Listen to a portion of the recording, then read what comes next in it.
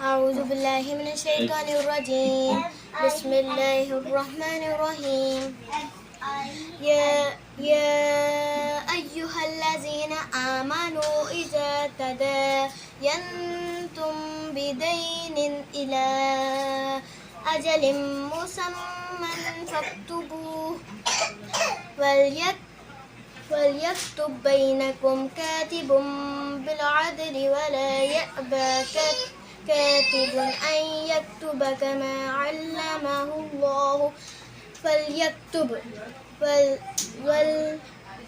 وليملل الذي عليه الحق وليتق الله ربه ولا يبخس منه شيئا فإن كان الذي عليه الحق سفيها أو ضعيفا أو لا يستطيع أن يمل هو فليملل وليه بالعدل واستشهدوا شهيدين من رجالكم فإن لم يكونا رجلين فرجل وامرأتان ممن ترضون من الشهداء أن تضل إحداهما فتذكر إحداهما الأخرى ولا يأبى الشهداء إذا ما دعوا ولا تسأموا أن تكتبوه صغيرا أو كبيرا إلى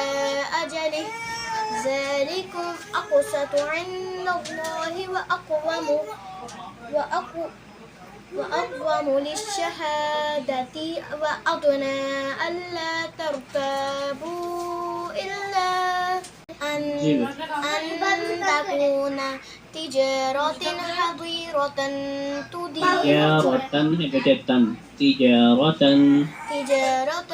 حاضرة تديرونها بينكم فليس عليكم جناح ألا تكتبوها وأشهدوا إذا تبايعتم ولا يضر كاتب ولا شهيد وإن تفعلوا فإنه فسوق بكم واتقوا الله ويعلمكم الله والله بكل شيء عليم. فإن كنتم على سفر ولم تجدوا كاتبا فرهان مقبوضة فإن أمن بعضكم بعضا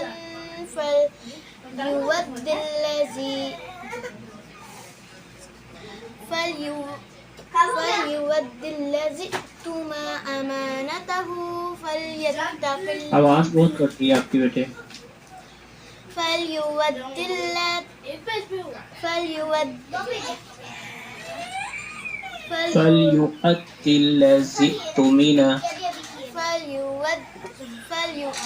الذي اؤتمن أمانته وليتق الله ربه ولا تكتموا الشهادة ومن يكتمها فإنه آثم قلبه والله بما تعملون عليم.